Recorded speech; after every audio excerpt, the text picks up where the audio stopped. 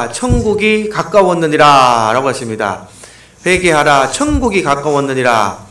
하나님의 말씀을 듣고 예수가 이 땅에 오시기 전에 우리가 가장 먼저 해야 될 것은 뭐냐? 이 회개가 되어야 되는 거예요. 회개하라 천국이 가까이 왔다. 이것이 중요한 겁니다. 그래서 오늘 마태복음 3장 말씀은요, 이 세례 요한의 사역과 예수님께서 이 공생애를 시작하시면서 세례를 받으시는 이 장면이 기록이 되어 있습니다. 그 세례 요한의 사역이 뭐냐? 마태복음에는 세례 요한의 탄생 기사가 기록이 되어 있지 않지만 누가복음에서 우리가 먼저 살펴보았듯이 누가복음에 보면 세례 요한의 탄생 비화가 적혀 있습니다. 탄생 기화가. 그래서 예수님보다 얼마나 더 빨리 태어났을까요? 6개월 동안. 그래서 마리아가 자기 사촌 언니를 찾아가는 장면이 나와요. 함께 아이들이 서로 보면 배 안에서 성령의 감동으로 뛰어놀더라, 이런 예화를 제가 소개시켜 드렸는데, 예수님의 어머니 마리아와 세례 요한의 어머니는 엘리사벳은 친족입니다. 친족. 그래서 예수님은 세례 요한은 예수님보다 6개월 먼저 태어납니다. 그리고 제사장 사가랴의 아들입니다. 그래서 예수님의 사역을 준비하기 위하여 부름을 받은 제사장이고 또 선지자면서 나시리온이었다. 이렇게 기억하시면 되겠어요. 이 제사장의 아들로 태어났기 때문에 이 제사장의 아들은 계속 제사장의 아들로 대를 물리게 되어 있어요. 그래서 어릴 때부터 무엇으로 훈련을 받느냐? 하나님의 말씀으로 훈련을 받아요. 하나님 말씀으로 훈련 받았고 또 때가 되니까 무엇을 하느냐? 요단강에서 하나님의 말씀을 가르치고 이 선지자로서의 사역을 시작하게 됩니다. 그래서 세례 요한의 사역이 뭐냐? 3장 1절에 보시면 그때의 세례 요한이 이르러 유대 광야에서 전파하여 말하되, 사역이 뭐예요? 회개하라 천국이 가까이 왔느니라. 요한의 사역이 이거란 거예요. 요단강 앞에 가서 회개하라 천국이 가까이 왔다, 이렇게 얘기합니다. 그래서 회개를 외치고 하나님의 나라에 대해서 선포를 합니다. 그런데 이 유대인이기 때문에 하나님의 이름을 잘 하지 않습니다.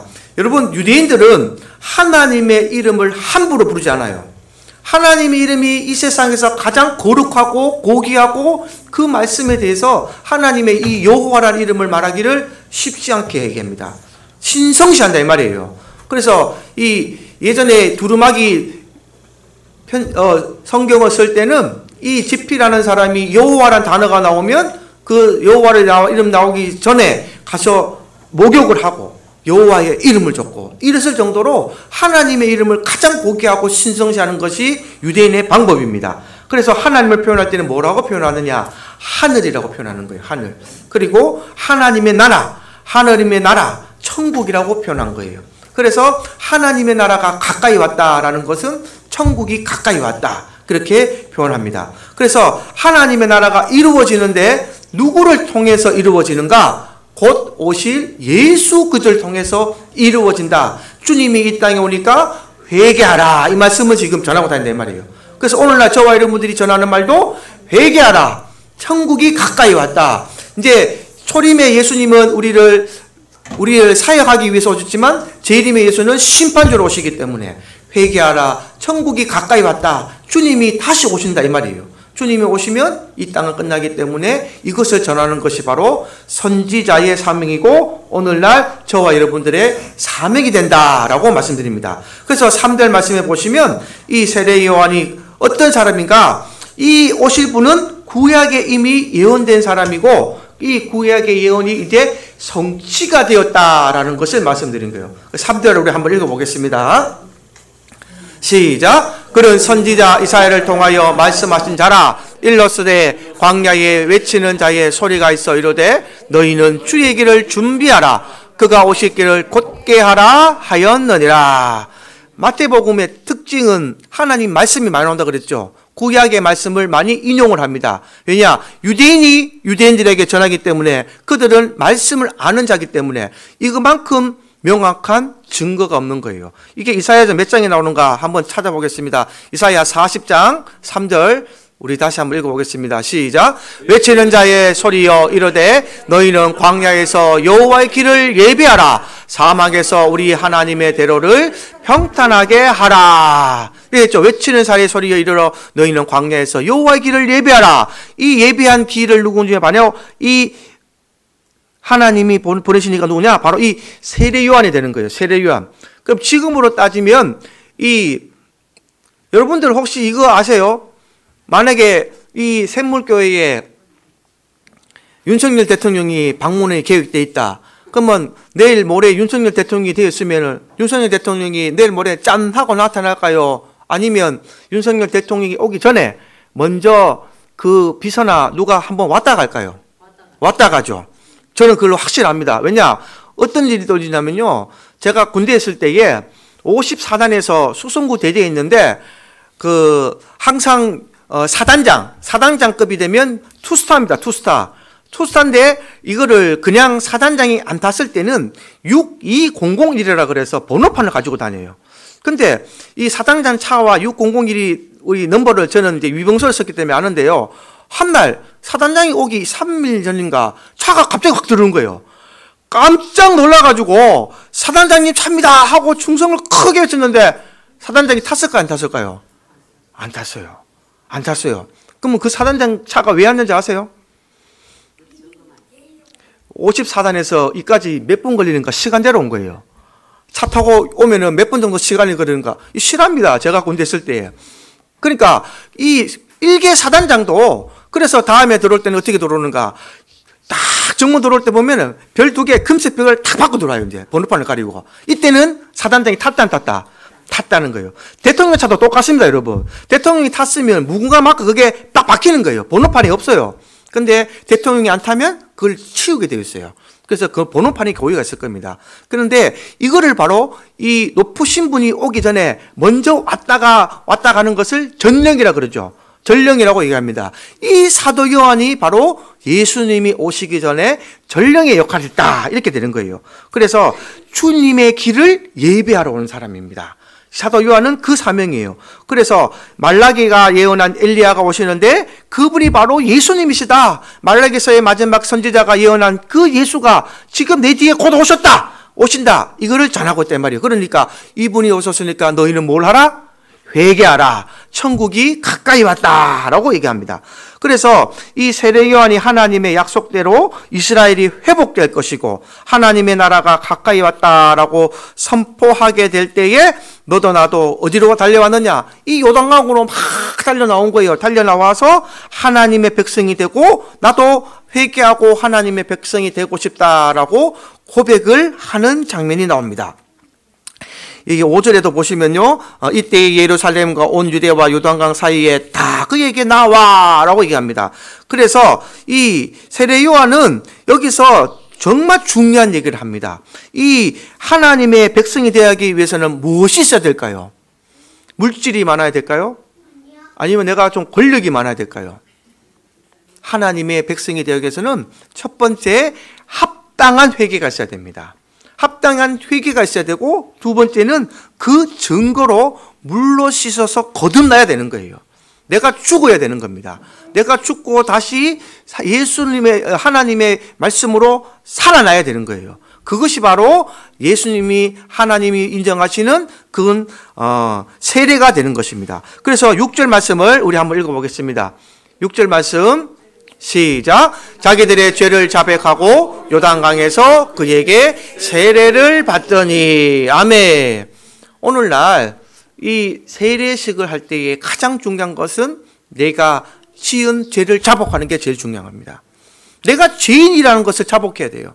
오늘날 세례가 약간 형식적인 방향으로 많이 흘러가지만 우리 어릴 때만 해도 세례식 할 때는요 정말 회개하고 오라 그랬습니다. 네가 이때까지 살았던 모습, 네 안에 정말 예수 그리스도를 모시는 그 마음이 있으면 세례를 받아주겠다. 이 자백이 없으면요 교회를 5년 다니고 10년 다녀도 목사님들 세례 안 줬어요. 정말 진심으로 하나님 앞에 와서 내가 죄례하고 그리고 자기 죄를 재백하고 바뀌는 사람은 그 사람 모습을 봐도 대부분 압니다. 그 사람 모습을 보면 대부분 알아요. 그래서 열심히 교회에 대해서 충성되고 하나님 앞에 나오고는 이 회개가 있어야 세례를 받는 경험이 되는 거예요. 그래서 제가 오늘 저와 여러분들 세신자들에게 이 학습을 하는 이유가 하나님 말씀을 더 들어서 그 6개월 동안에 다시 한 번 더 여러분들 세신자들은 그 신앙을 되돌아보셔야 돼요. 그냥 교회에 나와서 주일날 와서 예배 드리고 점심 먹고 가는 게 아니라 내가 정말 하나님 말씀을 다시 듣고 학습하면 내가 정말 죄인이었구나. 이 세상 이때까지 내가 내 마음대로 살아왔고 내가 내 뜻대로 살아왔지만 이제는 내 뜻대로가 아닌 주님이 나를 주관하여 주시옵소서. 이걸 잡아가는 거예요. 이것이 진정으로 내가 느껴지면요, 예수님께서 세례 받으실 때에 물과 비둘기 같은 성령이 임하신 것처럼 진짜로 성령이 비둘기 같지만은 세례식이 될 줄 믿습니다. 이 세례를 꿈꾸셔야 되는 거예요. 이것이 없이 형식적으로 그냥 물만 찍어 바르고 6개월 나오고 이러니까 변화가 없는 거예요. 변화가. 정말 진정으로 주님을 만나시고 이왕 교회에 오셨으면 예수님을 만나고 성령 받고 여러분들의 삶이 변화되는 그런 삶의 이 세례식이 되기를 주님의 이름으로 축복합니다. 그래서 세례 요한은 특별히 누구를 책망하느냐? 이 바리새인들과 사두개인들을 책망을 합니다. 여러분, 여기서 나오는 이 사두개인과 바리새인들은요, 하나님 율법에 능통한 자예요. 하나님 말씀에 능통한 자예요. 지금으로 따지면 종교 지도자들급입니다. 목사님들이나 아주 이 말씀에 대해서는 권위가 있고 감히 가까이 갈 수 없는 이런 종교 지도자들이 왔을 때에 이 요한은 뭐라 그러느냐? 요한은 이렇게 얘기합니다. 7절에 보면 이렇게 제가 읽어드리겠습니다. 7절 우리 한번 읽어보겠습니다. 읽어보세요. 시작. 요한이 많은 바리새인들과 사두개인들이 세례 베푸는 데로 오는 것을 보고 이르되 독사의 자식들아, 누가 너희를 가르쳐 임박한 진노를 피하라 하더냐. 얼마나 무서운 말입니까? 이 시대에 살았던 가장 이 권위가 있는 종교 지도자들이 자기들도 뭔가 요한의 세례 베풀 때에 사람들이 변화되는 것을 보고 야, 우리도 가서 세례 받아야 되겠다. 우리가 세례 받아야 바뀌어야 되겠다고 갔는데 세례 요한이 이 얘기하는 거예요. 야, 이 독사의 자식들아, 누가 너희를 가르쳐 임박한 진노를 피하라 하더냐. 이 말이 뭐예요? 이 뭐라고 생각하십니까? 임박한 진노를 피하라 하더냐. 너희는 진노를 받겠다 이 말이에요. 너희는 이거를 세례를 못 받는다 이 말입니다. 왜냐? 너희가 말씀을 알고 말씀을 가르치고 하나님의 말씀대로 살아야 하고 더 충성되어 일해야 할 너희들이 이동안 너무 악을 행했다 이 말이에요. 이 신구약 중강사 이 말라기에서부터 세례 요한까지 이 기간이 400년이나 됩니다. 400년. 이 동안에 교회가 썼고 그 안에 종교 지도자들이 그 모든 것을 자기들의 이권을 위해서, 자기들의 물건을 위해서, 자기들의 권력을 통해서 사용하고 백성들에게 장사를 하는 것으로 만들어버린 거예요. 저 뒤에 가면 나오겠지만 나중에 성전에서 성전세를 받고 또 비둘기를 팔아먹고 이 모든 재물을 팔아먹은 것이 누가 있는 것이냐? 바로 바리새인들과 사두개인들이 이런 일을 행하였다 이 말입니다. 그래서 독사의 자식이라는 말을 하고 맙니다. 그리고 8절 한번 읽어보겠습니다. 시작. 그러므로 회개에 합당한 열매를 맺고. 오늘 이 말씀은 꼭 가슴에 새기고 가셔야 됩니다. 회개를 하셨다면 반드시 열매가 미쳐야 될 줄 믿습니다. 회개를 했다는 것은 합당한 열매를 맺으라 그랬어요. 이 열매가 뭐냐? 복음을 전해서 사람을 데리고 오시는 것이 아니라 내 삶에서 묻어나오는 모습이 있어야 되는 거예요. 내가 정말 예수를 믿고 주님 앞에 내가 정말 회개를 하고 내 삶을 회개를 했다면 합당한 열매라는 것은 내 모습을 통해서 주님의 형상이 나타나야 되는 겁니다. 주님의 모습이 나타나야 되는 거예요. 여러분, 예수님을 얘기할 때에 세상 사람들도 그거는 성인이라고 얘기합니다. 그렇죠? 예수님을 모르는 사람들도 부처라든지 누구는 공자라든지 맹자 이런 훌륭한 사람들을 성인이라고 표현을 합니다. 누가 세상 사람들이 봐도 예수님은 욕을 먹으실 일을 한 일이 없어요. 그 삶을 통해서 그 모습을 통해서 우리에게는 신적인 존재이지만 세상 사람들이 봤을 때도 그는 성인이었다라고 얘기하면 그의 형상을 입은 우리는 어떻게 돼야 되겠습니까? 우리도 성인의 반열에 들어야 되는 겁니다. 예수님만 들은 것이 아니라 예수님의 자녀가 된 우리도 우리의 모습을 통해서 주님의 형상이 나타나고 주님이 가졌던 성품이 나타나야 되고 주님이 가셨던 그 길의 길을 동참할 수 있어야 되는 것이 바로 주님이 보여주시던 그 제자의 길이라는 걸 기억하시기 바랍니다. 그냥 교회 나와서 예배 드리고 가고 이게 끝이 되면요, 그 인생은 40년 되고 50년 돼도 똑같습니다. 그러면 그 인생으로 말미암아 젊은이들이, 새신자들이 들어와서 시험 받고 교회에 나와서 정착하지 못하고 교회를 떠나버리는 안타까운 사건이 지금 한국 교회에 많이 일어나고 있는 거예요. 그래서 타교회는 그들만의 그룹이 있어서 새신자가 들어오면요, 이런 말도 제가 들어봤습니다. 저 사람 얼마나 나가는가 우리 한번 두고 보자 했겠대요. 저 사람 얼마나 버티는가 두고 보자. 실제로 일어나는 일입니다. 아주 무서운 일이 지금 교회에서 많이 일어나고 있어요. 그러나 정말 예수의 심령을 가졌다면, 주님의 심령을 가졌다면, 그의 지위와 그와 성격에 그의 모든 것을 다 품어줄 수 있는, 저와 여러분도 한번 되돌이켜보면 저와 여러분도 주님 앞에 서면 잘하였다 칭찬받을 사람 아무도 없습니다. 우리가 주님 앞에 설 때 누가 칭찬받을 수 있겠습니까?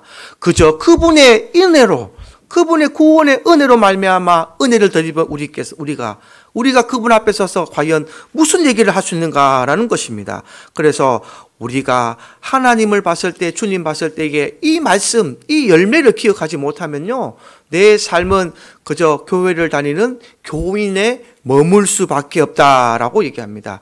교인이 되시겠습니까? 주님의 형상을 입은 성도가 되시겠습니까?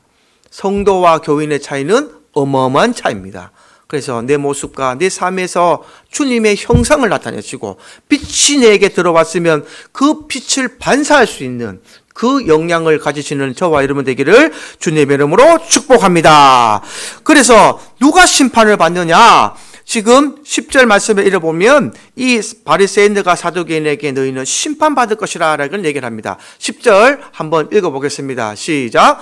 이미 도끼가 나무 뿌리에 놓였으니 좋은 열매를 맺지 않은 나무마다 찍혀 불에 던져지리라. 하나님의 말씀을 믿는 백성들은 하나님 앞에 나와서 회개를 하고 또 어떻게 회개해야 될지를 묻습니다. 하나님, 내가 어떻게 살아야 되겠습니까? 내가 주님 앞에서 어떤 삶을 살아야 되겠습니까? 회개를 모르는 사람이라도 하나님의 말씀이 내 귀에 들어오고 내 마음에 들어오면 이런 행동이 중요한 거예요. 이걸 누가복음에서는 이렇게 기록하고 있습니다. 이 말씀을 한번 보려면 누가복음을 한번 읽어봐야 되는 거예요. 누가복음 3장 10절부터 14절까지 한번 읽어보겠습니다. 시작. 무리가 물어 이르되 그러면 우리가 무엇을 하리이까? 대답하여 이르되 옷 두 벌 있는 자는 옷 없는 자에게 나눠줄 것이요 먹을 것이 있는 자도 그렇게 할 것이니라 하고. 11절 잠깐 해놓으세요. 보세요.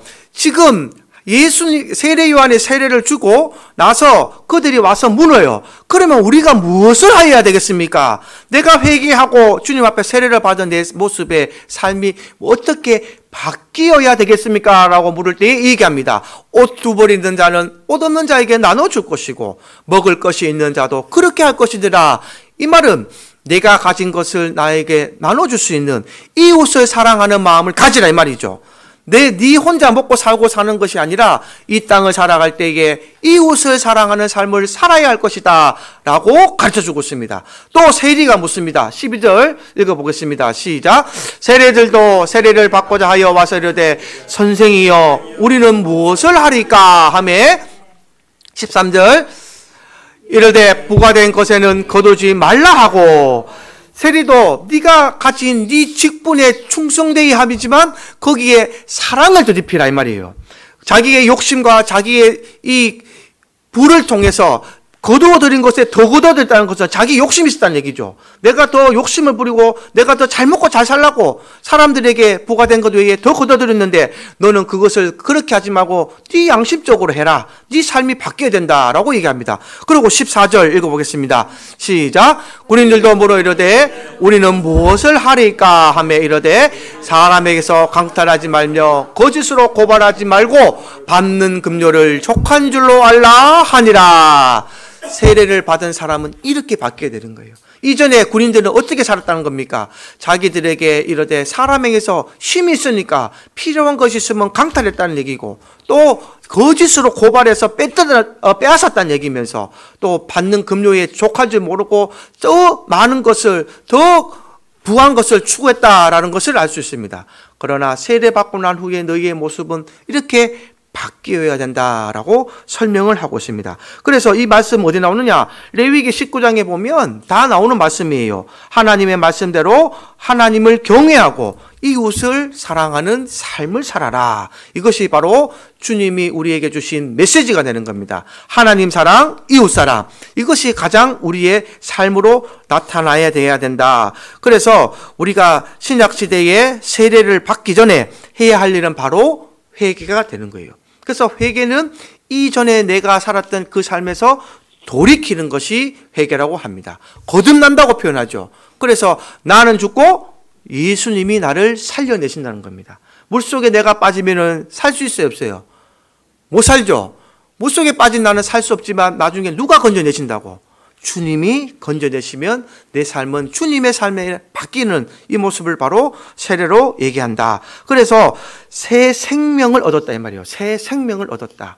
세례를 받기 이전에 학습하는 분들은 이거를 잘 기억하셔서 학습받는 기간 동안 우리 주님 앞에 내가 세례받을 동안 내 가진 모든 의를 내려놓게 하시옵소서. 이제 이전에 내 삶은 바뀌고 주님으로 다시 태어나게 나를 변화시켜 주시옵소서. 이런 기도를 계속하시기를 주님의 이름으로 축복합니다.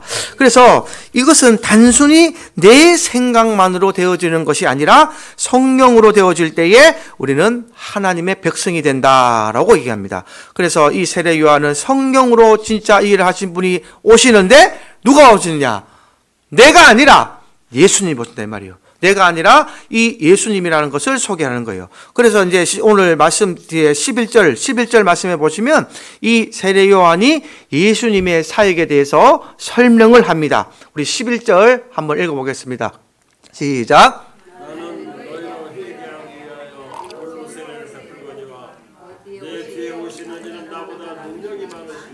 나는 그 신을 들기도 감당하지 못하겠노라. 그는 성령과 불로 너희에게 세례를 베푸실 것이요. 아멘. 사도 요한의 시대는 물과 성령으로 물과 세례로 성령을 베풀었지만 예수님은 뭘로 하신다고요? 성령과 불로. 성령과 불로 너에게 세례를 베푸신데, 자, 그러면은, 여기서 중요한 대목이 있어요. 세례 요한의 이전의 세례는 뭘로 세례를 했다고요? 물과 세례로. 물과 세례를 했지만, 이거 뭐 예수님이 오시고 난 후의 세례는 무슨 성령이라고요? 성령 세례라고. 할렐루야.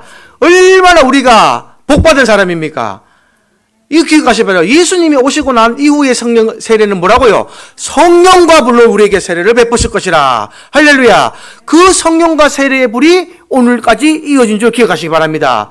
그래서 우리가 진심으로 회개하고 하나님 앞에 돌아서면 그 세례의 자리가 성령과 세례의 자리가 될 줄 믿습니다. 성령 세례를 받아야 되는 거예요. 성령의 불이 와야, 불은 모든 것을 소멸시킵니다. 이 불은 저 나뭇가지가 아무리 화탄가 해도 불만 붙이면 어떻게 돼요? 확 불 붙어서 사라지죠. 재만 남게 되는 거예요. 이 불이라는 것은 모든 것을 태우는 능력이 있는데 이 성령 세례를 받게 되면 내 안에 있는 죄악성과 내 안에 있는 모든 악한 것을 마귀에 갖고 왔던 내 억눌린 내 죄악성을 성령의 불로 태울 줄 믿습니다. 성령의 불로 태워야 내가 새롭게 태어난다라는 것을 말씀하십니다. 그리고 12절 읽어보겠습니다. 12절 시작. 손에 키를 들고 자기의 타작마당을 정하게 하사 알곡은 모아 곡간에 들이고 죽정이는 꺼지지 않는 불에 태우시리라. 아멘. 이게 중요한 말씀입니다. 예수님께서 이 땅에 오시면 알곡을 모으시는 사역을 하신 거예요. 이제는 주님이 오신 것을 사모하신다면요, 주님이 오시는 것을 사모하신다면 저와 여러분들이 다 알곡이 되시길 주님의 이름으로 축복합니다.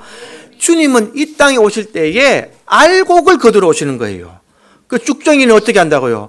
꺼지지 않는 불에 태우시리라. 꺼지지 않는 불이 정말 무서운 불입니다. 저 유황불, 불이 꺼지지 않는 그 지옥불에 태우시겠다는 이 말씀, 얼마나 두렵고 얼마나 무서운 말씀인지 정말 사람들은 겪지 못하고 생각지도 못하고 있어요. 그러나 우리 하나님은 말씀대로 그대로 이루시는 분인 걸 기억하시기 바랍니다. 이 땅에서 삶이 조금 어렵고 힘들더라도 이겨낼 수 있는 것은 내가 이 땅에서 어렵고 이 고난을 지나고 나면 영생을 바라보기 때문에 견딜 수 있는 것입니다. 이거를 믿음이라 그러는 거예요. 그냥 믿는 게 아니에요. 내가 이 땅에서 잘 먹고 잘 살고 믿는 믿음은 그거는 제가 분명히 말씀드리지만 헛믿음입니다. 아무나 그렇게 할 수 있어요. 그렇지 않습니까? 내가 이 땅에서 잘 먹고 잘 살고 내가 잘 하는 믿음은요, 아무나 할 수 있습니다. 그러나 아까 영생을 얻기 전에 물었던 그 질문에 대해서 기억하시기 바랍니다. 주여 내가 무엇을 하리까? 할 때에 옷 두 벌 있으면 내 옷 두 벌 가지고 철마다 옷 갈아입으라 그랬습니까? 옷 두 벌 있으면 한 벌을 남을 나눠주라 그랬습니까? 나눠주라 그러잖아요. 먹을 것이 있으면 나눠주라 그러잖아요. 이게 바로 하나님이, 주님이 원하시는 성도의 삶이 되는 것입니다. 지금도 많은 교회에서 예수 믿고 구원받았다고 외치지만 그들의 삶은 변하지 않아요. 바뀌지가 않습니다. 예수 믿기 전이나 예수 믿었을 때나 똑같습니다. 집사가 돼도 똑같고, 안수 집사가 돼도 똑같고, 장로가 돼도 똑같고, 권사가 돼도 똑같고, 목사님들도 똑같은 분들도 많아요. 근데 그들은 다 물어보면 나는 믿으면 천국 간다고 얘기합니다. 그러나 저는 그분들 앞에서 말할 수는 없지만 내가 느끼기에, 그분들을 느끼기에 주님만이 판단하실 수 있지만 한 번 더 우리 삶을 되돌아봅시다 얘기는 하고 싶어요. 많은들이 봤을 때에 와, 우리가 또 훌륭하신 목사님들이나 그 모든 가진 것을 버리고 나가신 분들 보면 그분을 훌륭하다 하잖아요. 근데 지금 그 일을 누가 많이 하고 있습니까? 절에 다니는 스님이 많이 하고 있고 신부가 많이 하고 있고, 정작 우리 목사님들이나 이 교계의 훌륭한 분들은 그 손가락질 받는 일을 하고 있어요. 얼마나 안타깝고 얼마나 속상한 일인 줄 모릅니다. 여러분, 천주교의 신부가 왜 인정받는 줄 아세요? 천주교의 신부님들을 제가 천주교인들한테 물어보면요, 그분들은 하나같이 이렇게 얘기합니다. 신부는 자식도 없고, 신부는 욕심도 안 부리고, 예, 신부는 하나님 말씀대로 사는 분처럼 느껴진다는 거예요. 교회는 가보니까 목사님들이 좀 커지면은 뭐가 뭐 달라지고 욕심 부리고 또 매스컴에서 이런 문제가 막 터져버리니까 교회는 못 믿겠다는 거예요. 이게 지금 교회의 현실이 되어버렸습니다. 그러나 우리의 삶이 정말 바뀌지 않으면요, 이것은 어떻게 되느냐, 쭉정이처럼 꺼지지 않는 불에 심판을 받게 되리라, 그 성령을 말하고 있습니다. 그래서 이제 예수님의 사역은 어떤 사역인가? 예수님의 사역은 우리의 죄를 드러나게 하는 사역입니다. 이해가 되십니까? 예수님 앞에 서면 우리의 죄는 드러나게 되는 거예요. 그래서 주님 보시기에 우리가 주님의 믿는 자녀가 되면요, 그 앞에 서면 우리는 말할 수 없습니다. 주님이 내 앞에 섰을 때는 말할 수 없는 거예요. 뭐만 나오느냐? 눈물만 나오죠. 눈물만 나오죠. 주님이 그래서 우리를 품어주시고 안아주시는 겁니다. 너 이제 좀 똑바로 살래? 너 이제 내 맛대로 살래? 내가 너를 위해서 십자가에 피 흘리는 그 뜻대로, 그것을 알면 너 이제 내 뜻대로 좀 살래? 그럴 때에 우리 사람은 다시 되돌리고 그렇게 간증하는 모습을 많이 보게 되는 겁니다. 정말 어렵고 힘든 가운데 들었을 때에 주님을 만날 수 있다라는 것을 제가 이번에 간증을 들었어요. 이번에 다니엘 기도를 하면서 이 권호중 집사가 그 간증을 하는데요, 그는 연예인으로서 평탄한 삶을 살았고 또 부유한 삶을 살았고, 자기가 그 예전에 많은 그 자폐아를 기르면서 자기의 삶은 많이 안 바뀌었다고 얘기하더라고요. 왜냐, 제가 간증하러 타교에 갔는 날 모자를 늘러 쓰고 간 날은 그 전날 술을 너무 많이 먹어서 그렇대요. 그 전날 그 교회에 간증하러 올라간 그 권호중 집사가 자기가 그냥 간증에 불려다니면서도 자기 삶은 별로 바뀌지 않았었답니다. 그래서 술을 너무 많이 먹은 날은 얼굴이 벌겋고 막 술기가 있으니까 모자를 눌러 쓰고 간증도 했다. 자기가 그렇게 이번에 다니엘 기도에서 얘기를 하더라고요. 그러고 난 뒤에 지금 3년인가 4년 동안 그 사람은 이 연예계 생활을 안 했습니다. 안 하고 머리도 이렇게 좀 산발처럼 길러고 나서 이번에 다니엘 기도를 하는데요, 그 사람이 하는 말을 들어보니까, 여러분, 내가 정말 힘들고 어렵고 내가 수입이 없고 삶이 힘들 때에 정말 내가 주님을 만났다고 고백을 하더라고요. 내가 그전에 연예인이 살 때는 그냥 내가 부유하고 먹고 살고 또 사람들이 그 연예인 삶 속에서 자폐아를 기르는 그 모습 속에서 내 간증을 많이 듣고 싶어 해서 많이 강사로 갔을 때도 자기 삶은 안 변했대요. 사람들은 자기가 안 변한지는 모르겠죠. 근데 정말 자기가 내 아이를 위해서, 주를 위해서 모든 것을 내려놓고 그 3, 4년 동안에 주님 말씀만 붙잡고 기도하고 골방에서 그 주를 바라봤는데 그때 비로소 주님을 만났다는 거예요. 그 전에 내 모습은 다 가식적이었다 얘기하는 거예요.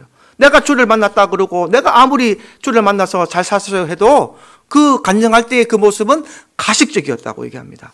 그러나 그가 그 3, 4년 동안에 주님을 만나고 난 후에 완전 자기 삶이 바뀌어 버렸대요. 그래서 이 연예계도 잘 활동 안 하고요. 정말 물질을 따라가는 것이 아니라 없어도 주님은 나와 함께 하시니 그 속에서 참 평안을 만났다라고 이번에 간증을 들었습니다. 정말 참 평안은요, 내가 편하게 사는 것이 아니라 어렵고 시험되는 그 고통 속에서도 주님과 함께 있을 때 느끼는 그 평안이 참 평안인 줄 기억하시기 바랍니다. 다윗이 말했던 평안은요, 잘 먹고 잘 살았던 왕이 되었던 그때의 평안을 얘기한 것이 아니라 사울에게 쫓겨다녔던 그 죽음의 공포 속에서도 늘 하나님을 찾고 주님을 찾았을 때에 사망의 음침한 골짜기를 다녔을 때라도 하나님과 동행했던 그때의 평안을 느꼈다라고 시편에 기록하고 있습니다. 그래서 오늘날 저와 이런 분이 만약 힘든 상황이 있다면, 어려운 시험에 있다면 이것을 감사하시는 여러분 되기를 주님의 이름으로 축복합니다. 그 어렵고 힘든 상황 가운데에 정말 전심으로 주님을 찾으신다면 그때 주님께서 여러분을 만나 주실 것이고, 주님을 만날 때에 내 어렵고 가장 힘든 이 상황이 나에게는 평안이 될 것이고, 그 평안이 바로 내 기쁨과 소망으로 바뀔 줄 믿습니다. 이게 진정 예수 믿는 삶이 되는 거예요. 그래서 그때의 내 삶이 되면 나한테 옷 2벌밖에 없어도 옷 1벌을 나누어 줄 수 있고, 내게 먹을 것이 콩 한쪽밖에 없어도 반쪽을 나누어 줄 수 있는 그런 믿음의 생활을 하게 되는 겁니다. 그래서 가식적인 믿음, 내게 믿음이 없는 믿음, 남에게 보이는 믿음은요, 주님이 알고 계십니다. 우리는 모르고 속을 줄 모르지만 주님은 중심을 보시고 우리의 모든 것을 알고 계시기 때문에 사람들은 속일 수 있지만 예수님은 속일 수 없습니다. 그래서 이것을 명심하셔서 주님 앞에 인생받는 삶으로 거듭나시기를 주님의 이름으로 축복합니다. 그래서 겉으로 드러난 모습보다 내 심령에 이 하나님의 말씀을 깨닫고 날마다 회개하는 자가 복이 있다는 것을 기억하시기 바랍니다. 예수님께서 마태복음에 팔복을 얘기하실 때에 심령이 가난한 자, 애통하는 자가 복이 있다. 할렐루야. 이 말씀을 기억하시고, 그 복이 있는 사람들은 뭐라 그랬습니까? 천국이 저들의 것이라 이 말이에요. 천국을 얻고 싶으시고 하나님의 나라의 소망을 가지고 계신다면 삶이 바뀌셔야 됩니다. 내 모습이 바뀌셔야 됩니다. 이것을 꼭 기억하십시오. 그래서 예수님께서 13절부터 이후로부터는 예수님께서 세례 장면을 나오고 계십니다. 예수님의 공생애를 알리는 사건이 바로 이 세례 사건으로 시작하는 거예요. 그래서 예수님은 세례를 안 받으셔도 되는 분이죠. 그분은 영 자체가 하나님과 함께 같은 영이시고 예수님은 고귀한 분이시지만 이 세례를 받는 모습을 보여주신 것은 뭐냐? 우리에게 본이 되는 모습을 보여주시고 공생애의 시작을 알리시는 분을 바로 이 세례 사건이 됩니다. 그래서 오늘 이 세례 사건은 나중에 집에 가서 한번 천천히 읽어보시고 우리 16절, 17절만 한번 읽어보겠습니다. 16절, 17절. 예. 시작. 예수께서 세례를 받으시고 곧 물에서 올라오실 때에 하늘이 열리고 하나님의 성령이 비둘기같이 내려 자기 위에 임하심을 보시더니 17절요. 하늘로부터 소리가 있어 말씀하시되 이는 내 사랑하는 아들이요 내 기뻐하는 자라 하시니라. 할렐루야. 여러분, 세례가 이렇게 대단한 거예요. 우리가 세례를 받을 때에 하나님께서 이렇게 얘기합니다. 비둘기 같은 성령이 내려주시면서 하나님께서 말씀하십니다. 이는 내 사랑하는 아들이요 내 기뻐하는 자라. 할렐루야. 예수님의 앞에 모습을 보여줬지만 이 이후로 세례는 다 하나님이 기뻐하시는 세례가 되면, 하나님께서 진정으로 회개하고 돌아온 자람 되면 천국에서 하나님이 이 말씀하신 거요. 이는 내 사랑하는 자요 내 기뻐하는 자라. 이렇게 선포를 하시면 이 하나님이 사랑하는 자를 마귀가 건들 수 있습니까? 없습니까? 못 건든다 이 말이에요. 그거를 성경에서는 인을 쳤다는 표현을 써요. 인을 친다. 인을 친다. 여러분, 이 부동산 매매 계약서에 내 도장이 있어야 내 거지, 내 도장이 없으면 누구 거예요? 남의 거죠. 전 주인의 것입니다. 그러나 이 매도인과 매수인이 있을 때에 내 매수인의 도장에 내 일이 딱 찍히면 이제 그때부터 이 집은 누구 겁니까? 내 거죠. 누가 뭐라고 해도 내 겁니다. 하나님이 그때 인도장을 찍는 거예요. 네가 정말 회개하고 돌아왔구나. 네가 나를 모르는구나. 내가 너를 자녀로 삼겠다는 거예요. 할렐루야. 그래서 내 기뻐하는 자라 내 아들이라고 도장을 꽉 찍으시는 겁니다. 그때부터는 하나님이 우리의 삶을 책임지시고 마귀의 틈에 들어도 아무도 마귀는요.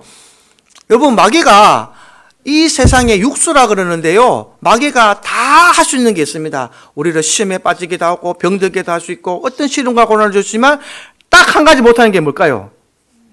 예? 예. 우리의 생명을 건들 수가 없어요. 하나님은 치수예요. 완전한 수. 생명을 창조하시는 분이고 생명을 주관하시는 분이 하나님이십니다. 마귀는요. 하나님한테 물어보고 죽여야 돼요. 함부로 못해요. 그래서 성경에서 쭉 추려보면 하나님은 죽이기도 하시고 살리기도 하시고 이게 하나님의 능력입니다. 근데 마귀는 죽일 수는 있을지 모르지만 뭘 못해요? 살리지 못합니다. 죽일 수도 없어요. 하나님의 명령이 떨어져야 죽일 수 있습니다. 그래서 욥기에 보면 하나님 앞에 다 허락받고 죽여요. 함부로 못합니다. 그래도 하나님은 죽이기도 하시고 살리기도 하시고 그래서 우리가 하나님을 치수라 그러고 완전수라 그러는 거예요. 저와 여러분들은 그 하나님의 자녀가 된 줄 믿습니다. 아들이 된 줄 믿습니다. 하나님의 기뻐하는 자인 줄 믿습니다. 오늘 이걸로 확신하고 가시기 바랍니다. 하나님의 자녀가 되고 하나님의 아들이 되고 하나님이 기뻐하는 자가 됐는데 이 세상에 두드릴 게 무엇이 있습니까? 이 세상을 창조하신 분이 우리 아버지라니까요. 이거만큼 가장 뚝배기 뭐가 있습니까? 세상의 힘과 권력 가진 자들을 두려워하지 마시고 영혼을 죽이고 살리시는 하나님을 두려워하라 그랬습니다.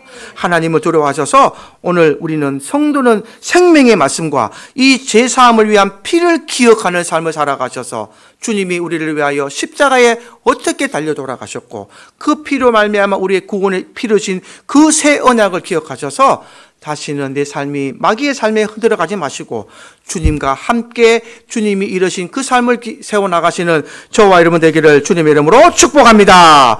그래서 늘 회개하는 삶을 살아시고 새로운 삶, 거룩한 삶을 살아감으로 하나님의 기쁨이 되시고 오늘도 세상을 이기는 삶을 살아가는 저와 여러분들의 영적인 자녀의 삶이 될 수 있기를 주님의 이름으로 축복합니다. 할렐루야. 찬송